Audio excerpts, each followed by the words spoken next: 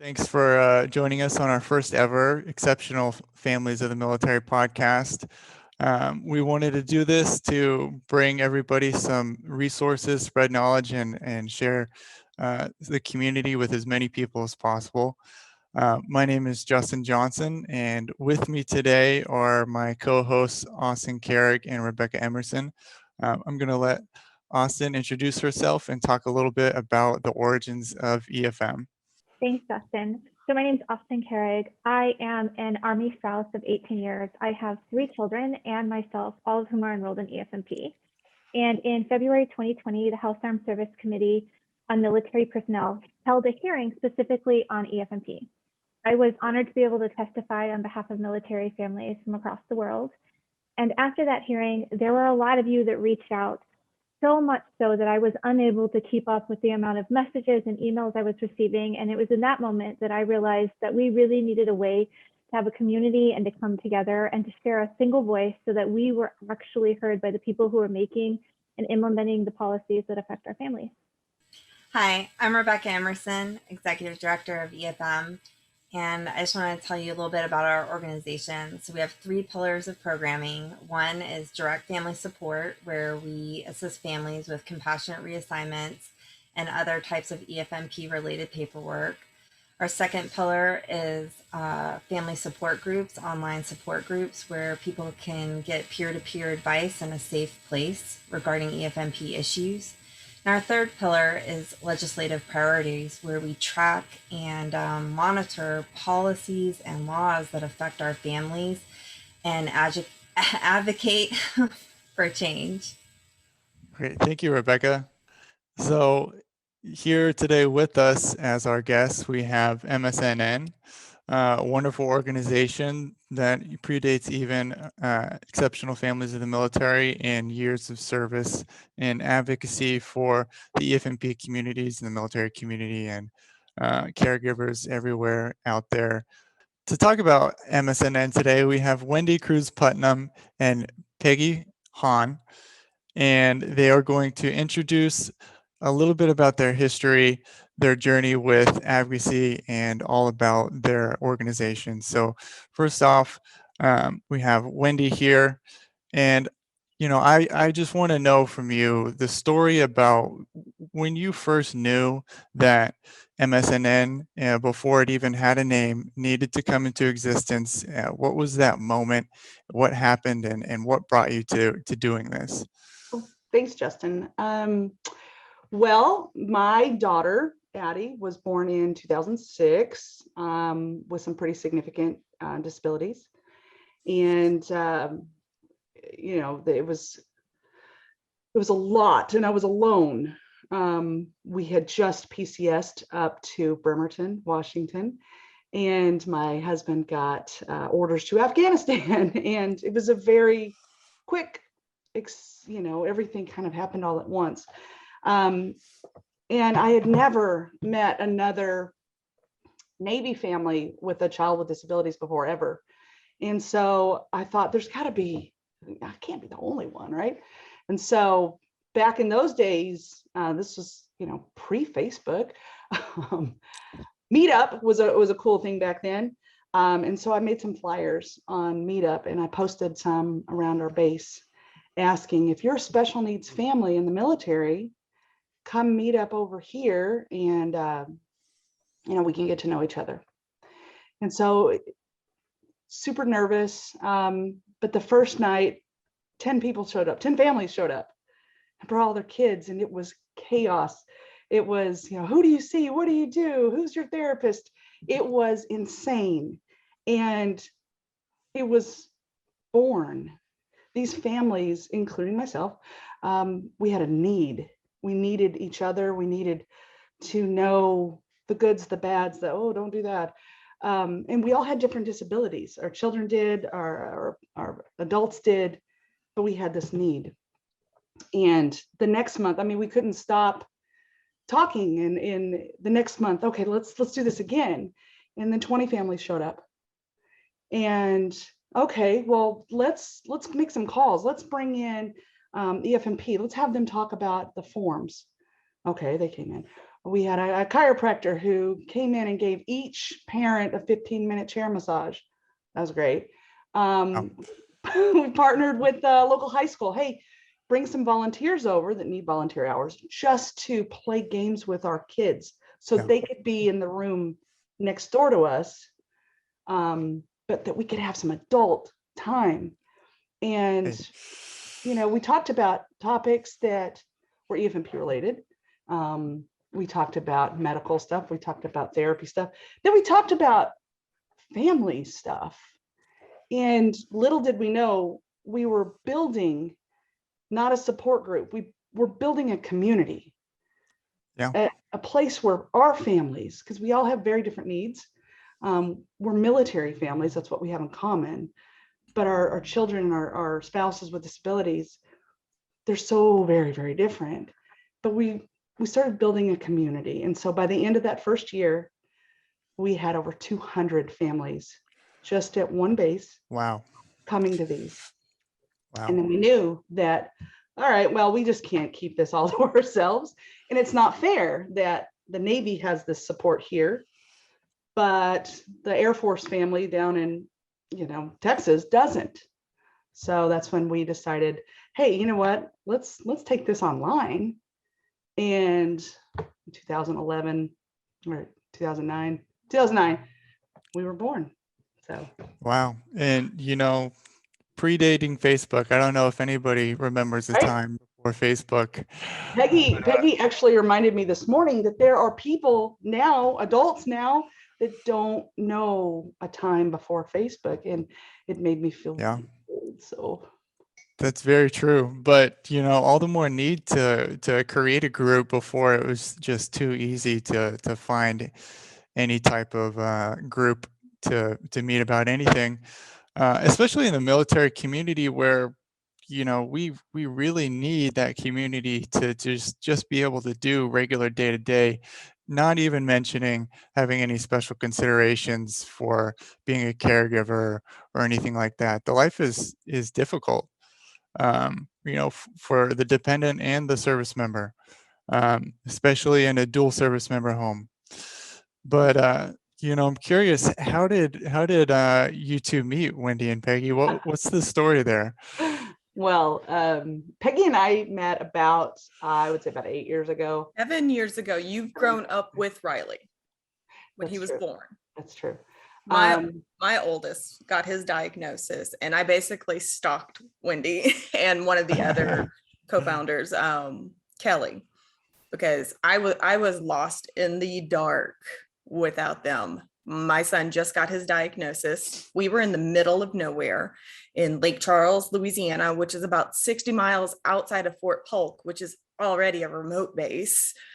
And the Coast Guard does not, you know, emphasize their program like all the other branches. So I had no idea what I was doing. And we had TRICARE Prime Remote, which is even more wonky than regular TRICARE. Yeah.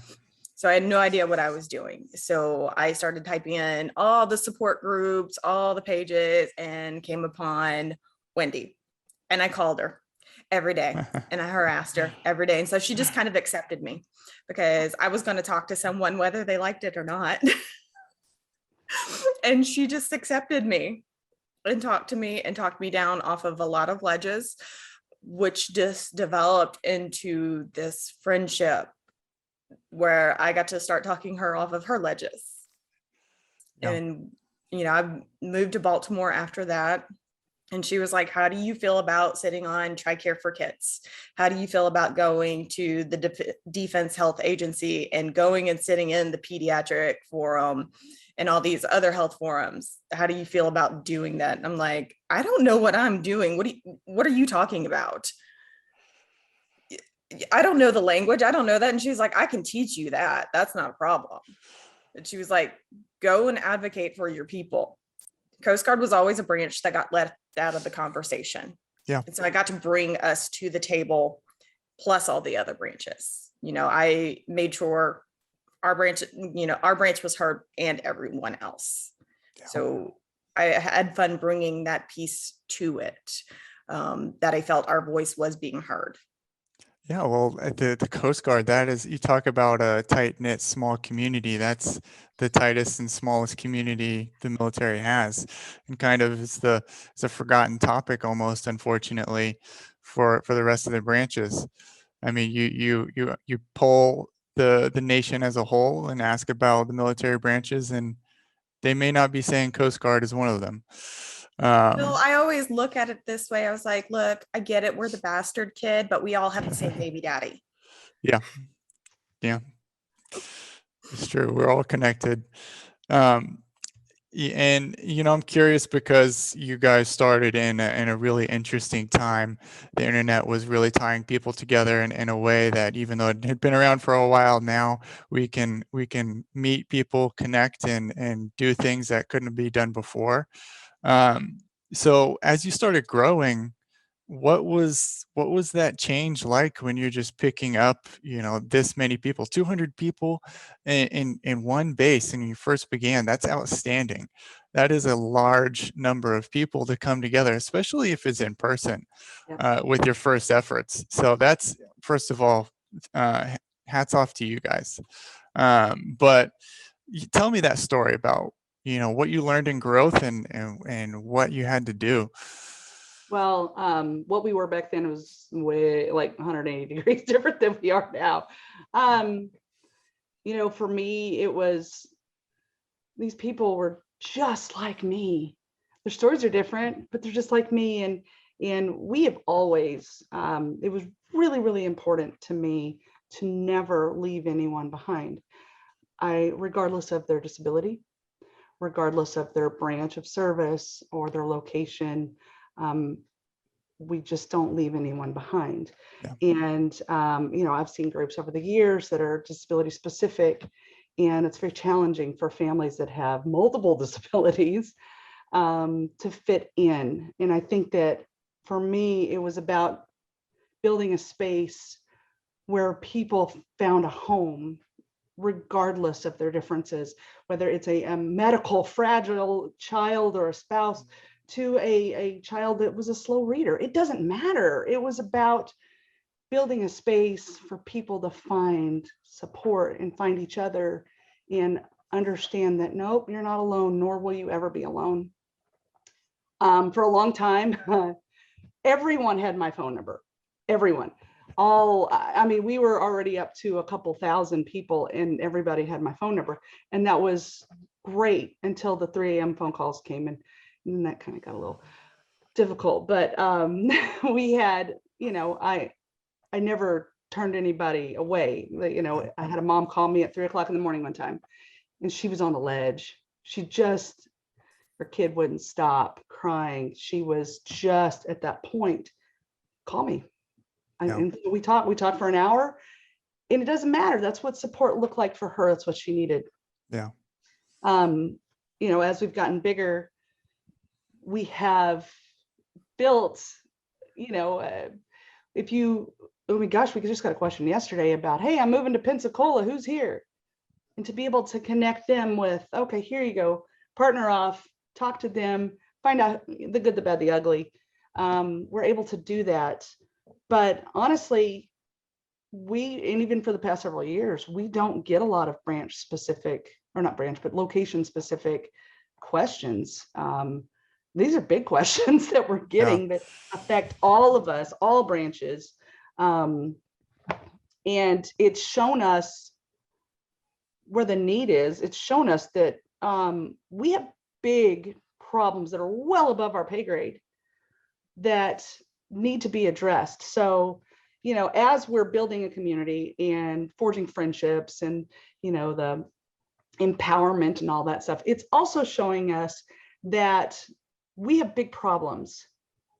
And so what's cool about it is we have this ability to rally our boots on ground troops, to show our military leaders, to show our congressional leaders, hey, this is a problem and you need to fix it. Yeah. And so we really didn't come into the legislative aspect of it until around, 2012, 13, somewhere around there, where we just started asking the questions, hey, why isn't this working? So then we met Jeremy Hilton. So Jeremy Hilton became my mentor, and he took me in under his wing, really, and taught me so much. He taught me to stop being angry and start advocating. And I think that that was such a big lesson in itself of we can all be angry. We have plenty of reason. But to turn that into actionable work and to bring everybody along, I will always be grateful for him. Well, I mean, that's amazing to hear. We all need a mentor. We all need support from somebody. Caregivers need caregivers. Therapists need therapists. Right. And so, you know, that's an amazing story to hear. And I am glad that you guys have found people to help you along to shape your, your advocacy efforts. But Peggy, tell me, you kind of came into this a little bit later on by meeting Wendy. And to you, it sounded like earlier for me that, you were looking for answers. You really, in the beginning, were extremely passionate about helping out your kiddo and getting the things that you needed and figuring out, hey, why isn't there anyone else out here telling me how to do this? But when you got more involved and more wrapped up into MSNN, what was kind of a moment where you said, whoa, okay, I had no idea that this was out here or that people were experiencing this too, or that really drove you to keep going and be more involved with the program? This was actually, and I had to go and present on this. When we got to Baltimore, my child had such extreme anxiety that we needed a therapist. No one would take them. And Wow. I called Wendy in tears over this. I went through 15 providers. No one was accepting TRICARE, not within an hour radius. 15 providers. No one would take them, cash only. They told me to 5150 my child. And this is actually went on to be the reason I would become a mental health provider myself now. He just needed help. And I was pounding on doors trying to just get him help. He just had a generalized anxiety disorder and no one would help my child. And I went to present on that to the pediatric forum. Where is our help for mental health? And that was my biggest driver at that point, was where is our help? Why is no one helping? They're like, well, just get Medicaid, get a caseworker. These things aren't helping. A Medicaid waiver takes time, especially in Maryland. Not everything has a qualifier. Just because he was on the spectrum didn't mean he was automatically going to be granted for it, because they only have so many waivers. And they were like, well, it sounds like you just need a case manager. No, that wasn't going to be what helped. Driving 2 hours for an appointment was ridiculous. And it made me angry. And that's where the fire really came in. And I kept going and I kept pushing back on them. Where is the help? And then, we would see a couple of years later, all these changes were rolling out. And I was like, it's still not here. And, what's going to continue to happen? And it was defeating in some ways of no change. That unfortunately is a really common thread that I think we're all here for some reason because of stories like that, and are tied to stories like that. TRICARE is great for a lot of things. The military is amazing for a lot of things, and people just think right off the bat that we get access to whatever we need, and we have healthcare to what the utmost standard, and we do have access to great healthcare, but that's also when things are running perfectly. Maybe if you're healthy and you're not asking for too much, then it works out that way. But the reality is that so many families, when they start asking for things a little bit differently or require a little bit more in a unique situation, they have stories like this where they feel left out and they don't know who to ask or what to do when people are just comfortable saying, I don't know, and ask somebody else. So, uh, I'm glad that you guys found each other.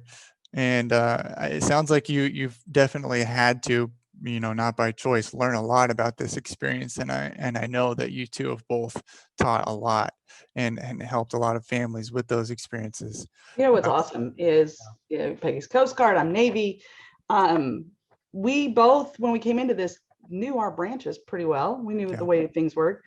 But when when we decided to offer this for all branches, learning Army, learning Air Force, learning Marine Corps, oh my gosh, very little. We might all fill out the 2792s, but it stops right there. And learning even the different lingo, it's a case manager over here, it's a liaison over here, it's a court, those things, and they're still challenging today because they keep changing their names.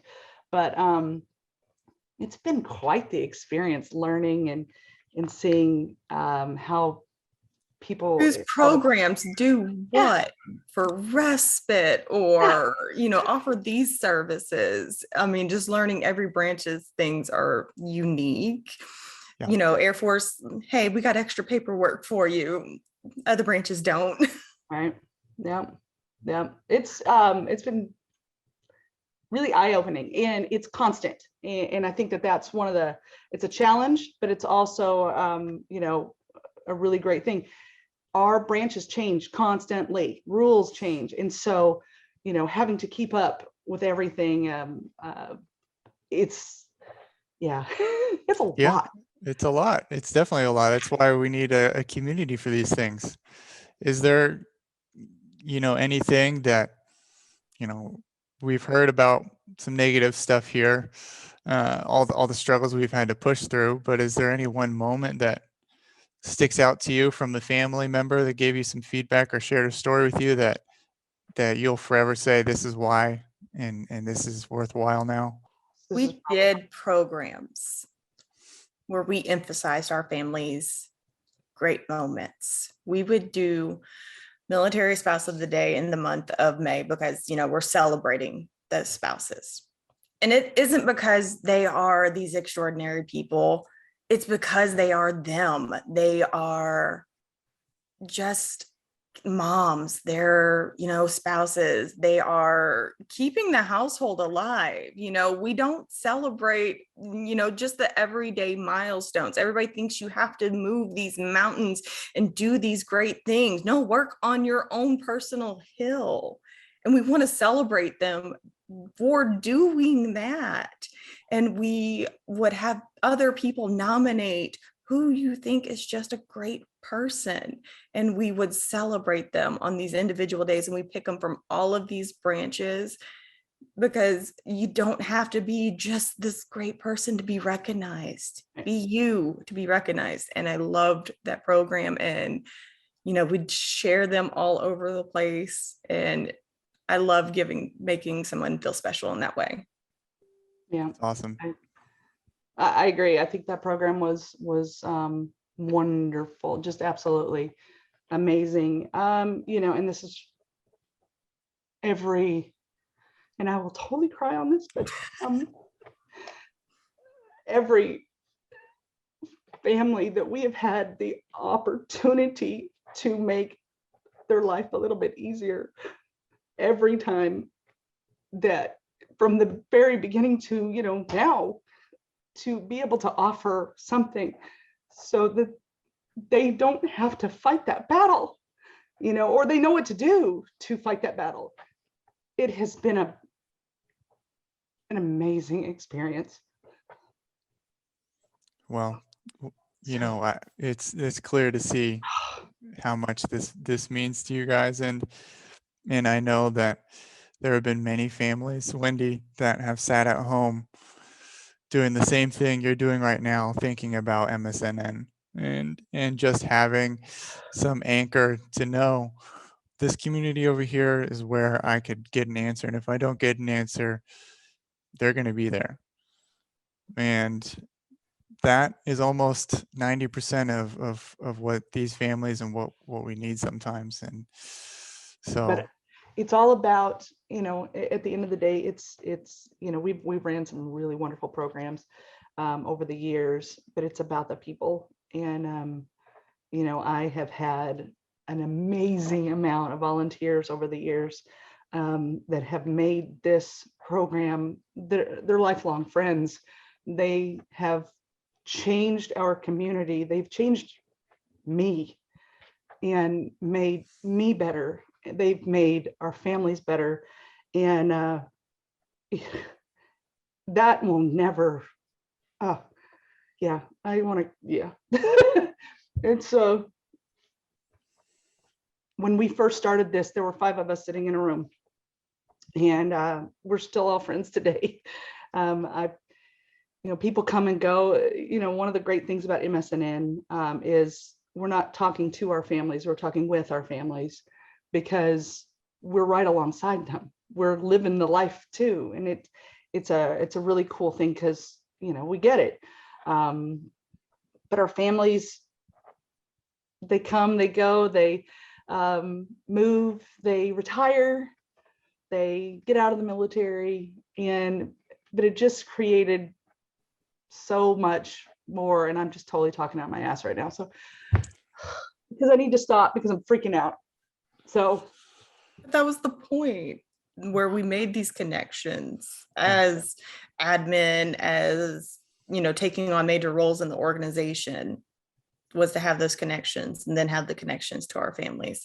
Yeah, we were taking on phone calls, on emails, and making the personal connections with the families, helping them through cases. I mean, sometimes it's hand-holding, it's walking them through it, how to fix the issues. And if we can't fix the issues, hey, we're giving them a warm handoff to someone who can. And I never want to see that part of this stop. yeah. never. Well, I think that's a good point to jump into one big thing, and that's that MSNN is combining forces with exceptional families of the military, and we're going to fall under one banner now as the EFM family and community, and that mission is not going to stop. Absolutely not going to stop. All the families that you all have touched are going to have access to the same people as before. And so it's time to talk a little bit about that, because we're in a bit of a transition, and the word transition doesn't mean change in this sense, but we're taking 2 individual groups that care a lot about the exact same thing, and we're going to do what we can. So Austin is going to talk a little bit about that and explain us joining together. So we are really lucky that Wendy and Peggy thought about us when they thought maybe it was time that they passed the baton onto kind of the next generation of families to keep doing the work that they've been doing this whole time. I can tell you that I feel extremely honored. And I think that all of the families that they represent, I can speak for and know that they appreciate everything you've done for them. Because I have been that family who's been lost and alone, and there was no one to help me. And I know how much it means that they had you. And that is why I am so thrilled to let everyone know that Peggy and Wendy are not leaving the EFM family. They're going to join the Exceptional Families of the Military Board. So they're going to continue to be part of that guiding light and moving us towards the future and helping all of our families really get to the place that we think they should all be. Peggy, Wendy, I guess we're wondering if you have any tidbits of advice that you would have for us as far as solving or changing things moving forward in the future, so that we can really keep on par with where you were going and the legacy that you're leaving behind. Just how to reach the audience better. The generation coming in, they're different. We are seasoned spouses, and I want to relate to them better as they're coming in. just because they are different. They have never not known a world without social media, without these groups. I want them to connect better. I want them to learn how to connect in person, not just on social media. I want them to have kind of what we did have at the beginning of a lot of this, is that in-person connection, that it just doesn't have to be on social media, that the groups are here to help to connect. I want them to learn in a different way that isn't just these platforms. You know, this is going to be different going forward, and connecting with youngins basically is different, and we have to learn how to connect to them in different ways, whether it be just Facebook, TikTok, it makes me cringe just a little bit, you know, Instagram, all these things that we have to get on their level too. I think for me, it's all about continuing to change. Our support looks different. Gosh, it looks different here 11 years later than it did when we first started. It will continue to evolve. Our families' needs will continue to evolve. We all know DHA and TRICARE, everything changes so rapidly, and so do our families. And so keeping in touch with our families, to me, is the most important thing. You know, we often talk about how when we do conferences and meetings, that our military leaders have no clue what our families are going through because they're just disconnected. And it's important that we stay connected on the ground with our families so we understand. And like Peggy said, you know, the younger kids coming in and being able to relate to them and help them understand this part of military life. Thank you. The next question I have, which I hope isn't going to be too difficult, is there anything that you would hope to change that you were unable to, that you would really like us to focus on? I want change for our families. You know, I want them to be able to fully experience. We have challenges with our children and our spouses that are disabled. We have challenges being military families, and to be able to live their life, get in to see the doctor for your person, get some respite care, move forward and live your life, because it goes so quick. And you know, I was looking back on some notes that I had done at a conference years ago, and I was talking about how, you know, it took 13 months for my daughter to see a developmental pediatrician. That hasn't changed. It's time for our families. It's time to change. Our families deserve this. Our kids deserve access to care. So it's my hope that you continue, push and fight. And if you need backup, I am here. Peggy is here. And because we just want to push forward so our families can have good and healthy, happy lives. That they actually do what they say that they're going to do, not 10 years later. We know our children are never going to see the things that we have fought for. Heck, some of these 20-year-olds might not even see it. They need to be held accountable. Yeah. You know, they promised these things for so long. Why isn't it still not done? In your experience, Peggy, Wendy, what are some of the things that have been done? What are some of the successes that you've seen through advocacy in the past years that you've been working on it? The Echo revamp is probably one of the biggest that we have pushed for so long. To see that actually, like, I think my jaw hit the floor, like that actually got passed. That passed? No way.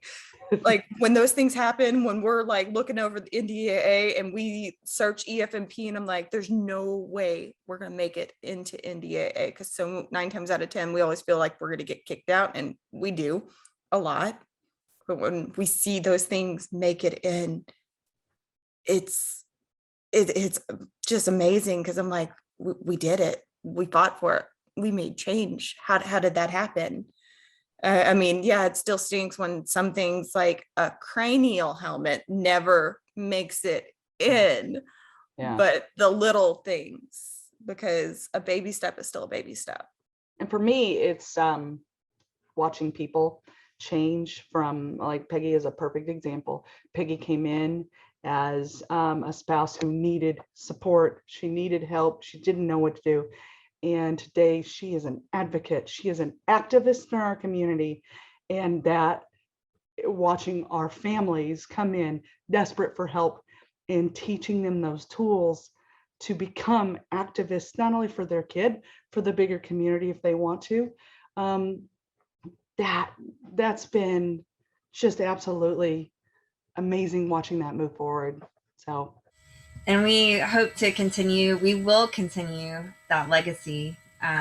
We feel honored that you came to us, and it's, you know, we really feel like we have the same amount of energy as you guys do, for helping our families, and that our families come first. We will continue your legacy, and you will be there watching us on the board if we get out of line. So doubtful, completely doubtful. Y'all, you guys, and I wanted to include this later, but I'll do it right now.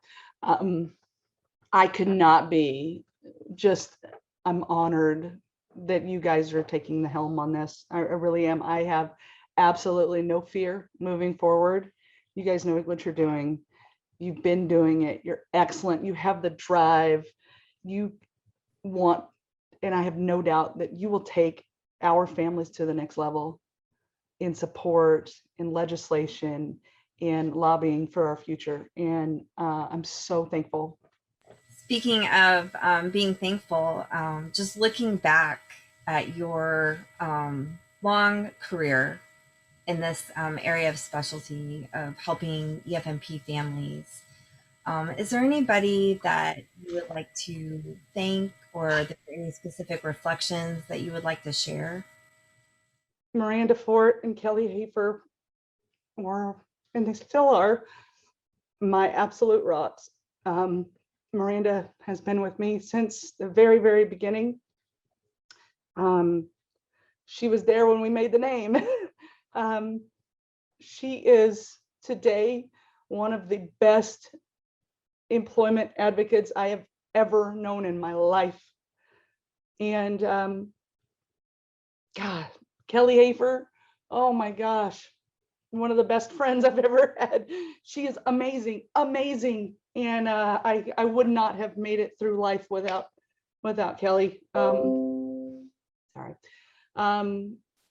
Many of you know that I went through a divorce a few years ago, and it was MSNN and our families that held me together to get through that and to continue to advocate for my children. Jessica Huckabee, God, she's also been with me since the very beginning. She is amazing. I mean, I wish I had more adjectives other than amazing, but my current admins, Ashley and Amy and Christina, I cannot tell you enough about these women, that their care about our families, about, this is their baby too.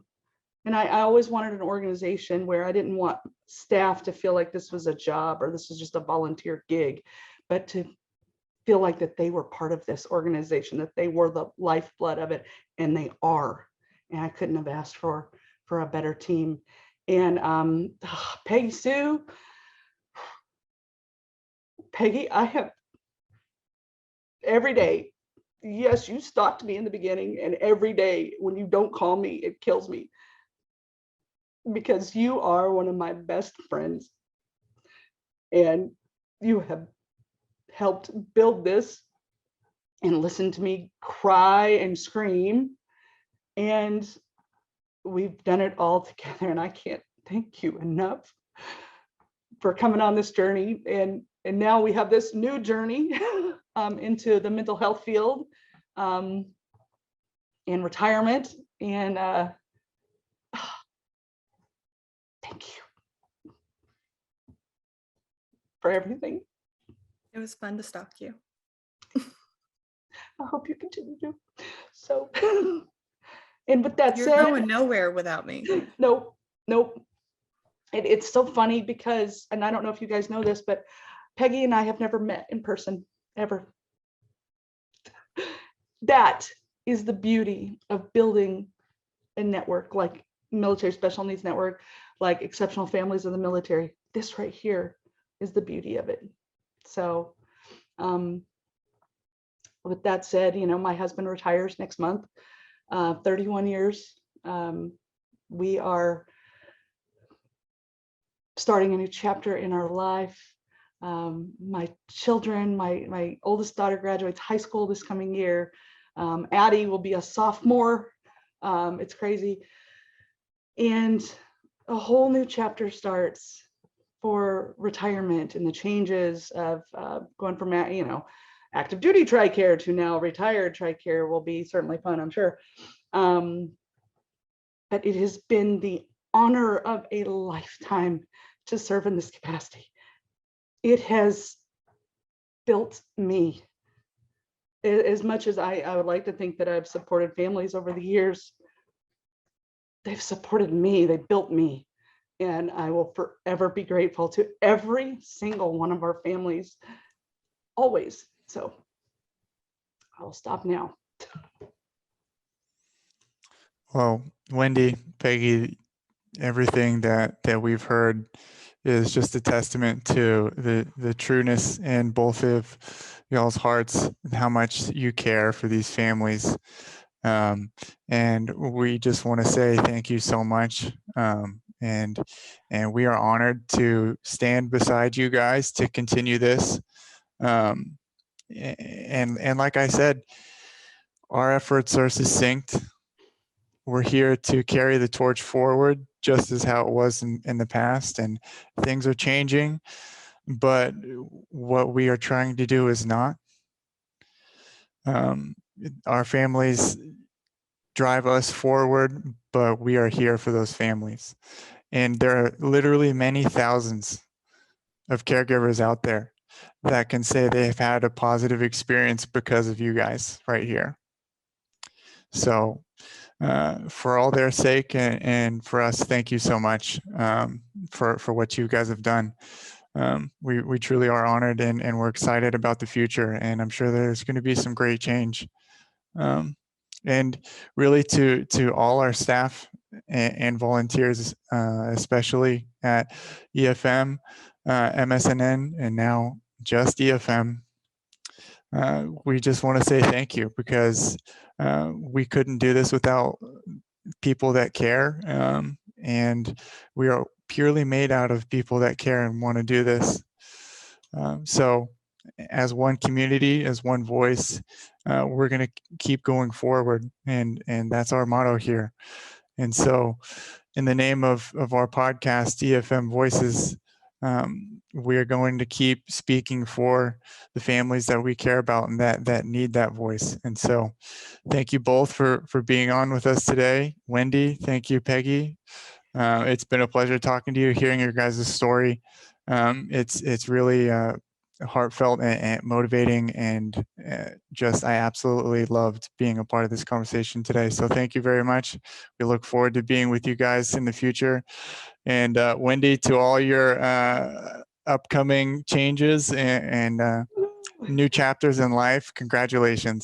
Thank you. Thank you. I'm excited, and I'm excited for this merger to happen. I'm excited to build one giant force moving forward, to have like your logo says, one community, one voice. It's going to be so powerful. So I'm excited.